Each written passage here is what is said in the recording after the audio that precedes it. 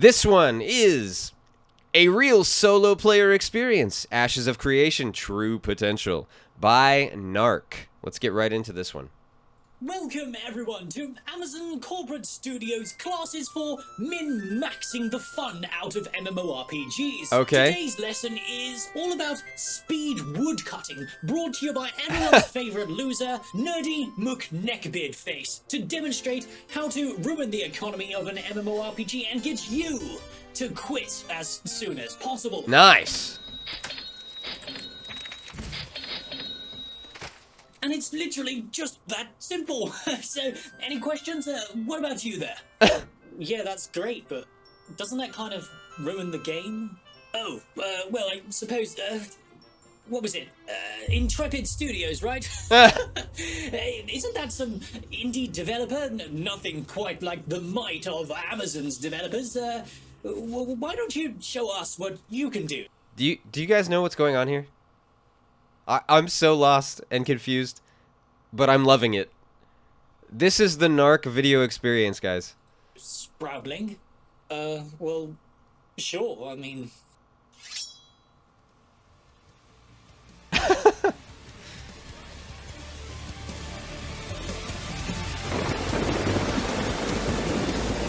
Oh my gosh.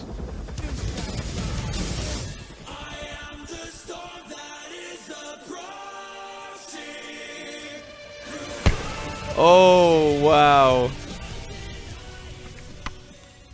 That was incredible. That was incredible. What up, boys? So, before we begin, you're probably wondering, why haven't you gotten rid of your Halloween decorations yet? And, well, the answer is that... I'm sorry. Wow. Woo. That was great. That was absolutely great. That is simple. I'm lazy. Anyway, now that I've had time to absorb every nanosecond of the live stream 5 times over, we shall be diving deep into the gathering for this highly anticipated MMORPG. We'll be discussing... Let's see it. Let's begin. The implications for solo players. I spoiled his intro. The interesting progression plans, and of course, some juicy feedback from me and you guys in town in the comments below. But before we get into that, our patrons and I would love for you to grab yourself a Coca-Cola, because lately... Grab yourself that Coca-Cola and start coping on that copium. Let's go. Ashes of Creation has been labeled as a game not for solo players. However, this simply isn't the case. The problem is that we have yet to see... That's what I want to hear. Come on. Give me more, Narc. I want to know that I can play this game alone and be satisfied. The solo side of this game be shown properly, but this is no longer. With the artisan systems finally being revealed, it's about time we fix this little issue and discussed my favorite gameplay loop in an MMORPG. Picking flowers whilst watching my favorite slice of life anime. Now, with all that bollocks out of the way, let's begin, shall we?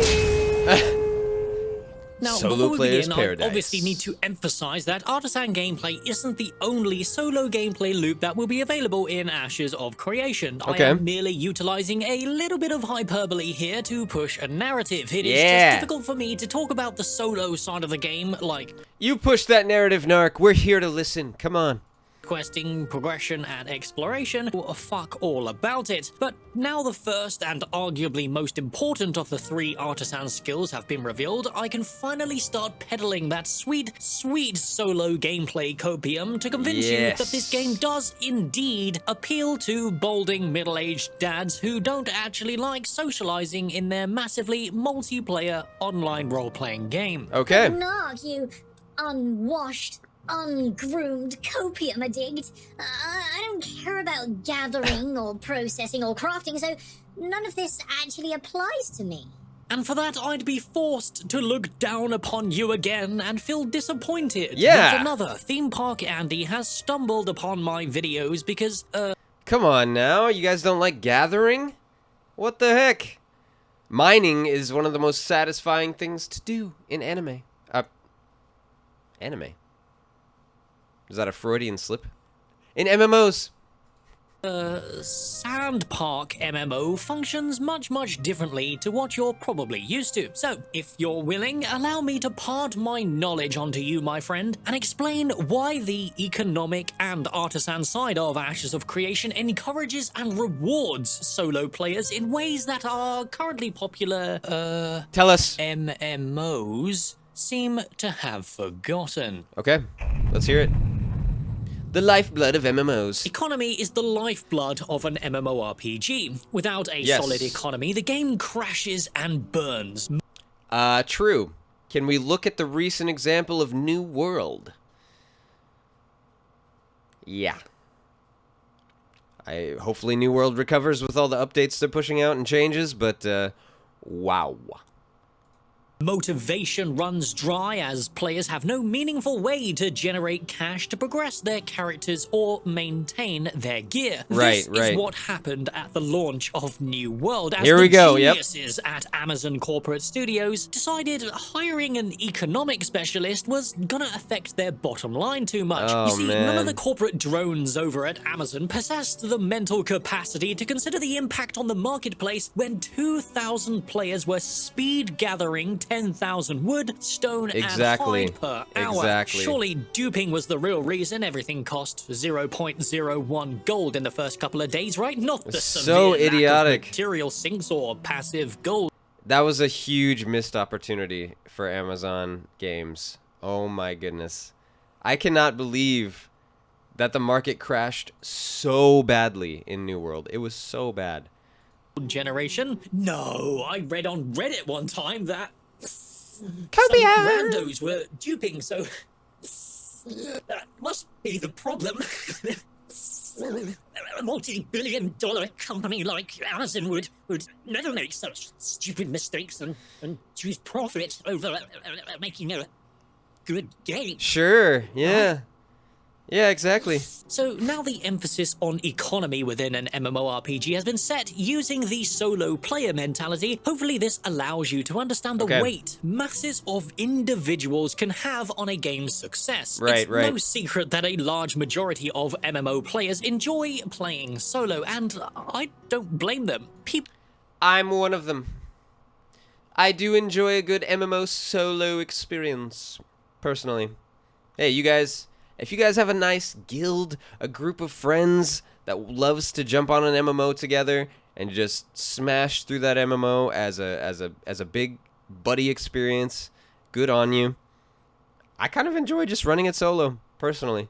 People are retarded after all, and as the average IQ of MMO gamers has declined since Blizzard slowly stripped us of our social freedom, the very thought of interacting with another consumer genuinely scares me. However, that doesn't mean we as individuals are not part of a social ecosystem that fuels the economy of a server. In fact, that is the beauty of a free market within an MMORPG, and one of the core reasons why I love to focus on artisan gameplay. Every time you make a monetary transaction through the crafting, gathering, and processing side of these games, it fuels the social gameplay that breathes life into the virtual worlds we're trying to spend thousands of hours in. Provided it's not New World, of course, because we all quit that game in a matter of days. But with Ashes of Creation basically using the same gathering mechanic. Just a side note on New World, I basically played like one day of the beta and was like, nah, this game sucks. Straight up, that's what happened. And then I came back to it like months later and tried it, like months after the release and tried it. And it was still pretty bad. I mean, I put a lot of hours into it at that point, but it was still pretty bad. And now with the new updates, I might try it again. I might try the Fresh Start Worlds. Mechanics that New World did, will this highly anticipated MMORPG face the same problems? Well, I already predicted they wouldn't back during my economic exploration of New World, and now the plans are officially revealed, I can safely back up my previous claims with solid evidence using MMORPGs in the past that utilize exactly what was shown. So let's jump into that next. Meaningful progression. Progression is an interesting topic when it comes to MMORPGs. Depending on the context of the game, different types of progression affect gameplay in many different ways. Yes, true. So, progression is a huge part of MMOs. That's what we want. That's what we crave, right?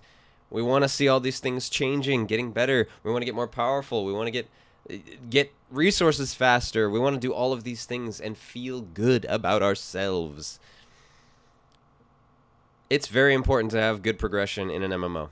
With this month's live stream, we got a tease into Ashes of Creation's progression paths, and using this new information together with what we already know, we can pretty clearly Can you see the footsteps in the snow? Sorry, that's just a really cool detail there. I like it. tell how these mechanics will play out during the initial testing. First of all, let's talk about the most obvious difference Ashes Gathering has compared to our currently popular MMOs. Let's see it. The regrowth mechanic. Yes. For those of you unaware, when rocks, trees... You cut a bush, you cut down a tree, you smash a rock, regrowth. Slowly, over time, like with different animations at the different stages, to actually make you feel like things are coming back. Like things are regrowing, like there's life to the world. It's nice. Flora and game respawn in Ashes of Creation. It isn't after mere moments like your traditional MMOs. It takes a significant amount of time to respawn, and each of the resources have growth stages to them to indicate to the players how recently they've been harvested and how long they have left until harvestable again. Now, many of you may be thinking to yourself, damn, that's a pretty unique mechanic, and there's no way they can pull this off in an MMORPG, right? This seems almost impossible in an open world, let alone one that's seamless, dynamic, PvP focused, over 1.2 kilometers squared, player-driven, social. How will they pull it all off, dare you say? And has no fast travel. It'll be fine, I'm sure it'll be fine. Well, actually, my friend, this isn't unique at all. This is exactly how resources work in ArcAge, one of Ashes of Creation's main inspirations. And I didn't actually know that. I've never played ArcAge, so I'm not familiar. I was ecstatic to see that Intrepid have chosen to mimic this genius economic idea alongside New World's highly praised gathering mechanics. This alone is enough to prevent the insane material flooding that we saw in New World, as it 1. Prevents players from gathering indefinitely, flooding the market with base materials from day one. 2. Fuels a social economic environment, encouraging etiquette among the player base, both through competition or teamwork. And 3. Rewards progression in ways that are meaningful and satisfying by allowing players to specialize down specific paths to gain access to resources other players cannot. That's what we like to hear, right? Custom pathing of progression. We get to pick what we want to focus on. And we get to cut out corners of the market that other players can't get to yet because they focused on other things. I like it. So let's talk about the progression side of this now, something that sadly both New World and ArcAge were lacking in very different ways. Sure, New World had vertical progression that allowed you to access new materials through hard-gated levels. However, this is a very shallow form of progression that does... Yes, this is very basic. This is like level 1 of designing progression in an MMO. Doesn't allow you to specialize in anything, and everyone can eventually access everything. Not a great plan. But on the opposite side of the spectrum, we have ArcAge, focusing on a very open sandbox nature, purposefully allowing everyone to access everything, but slowly stacking up expertise through wood chopping over long periods of time. Alternatively, the main way to specialize was by wearing gear that boosted it by large amounts to reach certain thresholds. These thresholds, however, were very minor and hardly even worth mentioning, which is where ArcAge failed its progression, in my opinion. I actually did a deep dive of the whole... So not rewarding enough. It would push you a little bit, but it didn't feel impactful or like what am I working towards here kind of feeling. System during my ArcAge series, where we looked at all the To be clear, that was talking about Arcade, not Ashes of Creation. The core systems, compared them to Ashes of Creation, and provided some feedback that Intrepid could use to 500-hour review. Yeah, this guy's serious. He is an MMO player. improve the primitive mechanics in that much beloved, but sadly neglected, MMORPG. Okay. So let's briefly talk about Ashes of Creation now before providing our own feedback for what we saw during this month's livestream. Because Intrepid are aiming for a living, breathing ecology system layered with season-exclusive materials, it's fairly safe to say that the materials will remain scarce and in high demand, fueling economy and artisan gameplay in the correct ways, utilizing both vertical leveling skill trees and gear to boost your proficiency. Sounds in theory, good. as you progress, you'll gain easier access to trees, rock, and flora at earlier stages of their growth, and maybe even unlock entirely unique materials only after you progress and specialize beyond a certain point. Ashes. That sounds really good. So you get an advantage over other players. They're trying to wait for the full respawn or regrowth of a tree, and you can cut it down at its halfway point of growth and get the same benefit. Oh, I got 10 logs, and I didn't have to wait, you know, I don't know, what, 10 minutes or 5 minutes or whatever, however long it takes for the tree to regrow. Nice. Of Creation has always been about social gameplay, and even though The Gathering is a very solo gameplay loop, it's the economy itself that brings everyone together in a living, breathing, massively multiplayer world. Yes. And modern MMOs have completely forgotten that in favor of a more single-player curated experience. Yeah, now, I could talk agree. about the surveying system they teased, however, today's video is getting fairly long, and I genuinely want to give it proper time, and I think it's actually more of He's getting meta. He's addressing the length of the video in the video. Huh. a solution to many concerns people have with Ashes of Creation's ecology. So, I will save my discussion about this for that upcoming video. For now, though, let's jump into some feedback. Josh, Although what What's we up, saw Blank? this month was great, what does Drake and Josh have to do with anything? I'm curious. You got me. I look like them? I'll take that as a compliment. Thank you. quality, there were some fairly obvious aesthetic problems on display that should be a fairly I will easy gladly fix. take that compliment. Physics-based collision mechanics were a great start. However, I don't think anyone is claiming it's perfect in its current form. Yeah, The I'm not branches saying looked that either. It's rubbery definitely and unreal. it's definitely not perfect so far, but it's looking nice. Realistic, but this is mere teething problems that I'm confident Intrepid can fix after a few quality passes. What have you heard about Ashes of Creation, Blank? You excited about this MMO? It's looking really nice.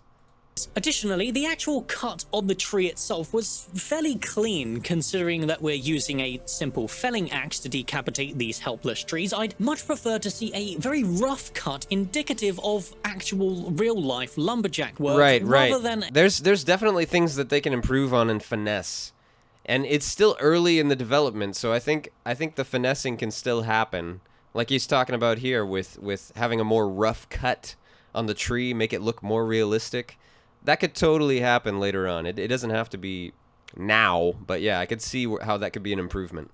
A clean slice. Additionally, in aid of fueling the social and competitive gameplay of Ashes of Creation's Gathering loop, I'm hoping one of the respawn phases of these trees is actually just the stump itself. Okay. Instead of the whole tree despawning after it's felled, I'd rather the stump remained for a significant amount of time so players have a clear indication that others have recently been in the area. If That's we're cool, aiming yeah. for a social, living, breathing world here, indications of recent player activity is very important, and this should be clear for rocks, flora, and game as well. I think that's a good idea. Yeah, I think there should be clear indications that like people are interacting with the world.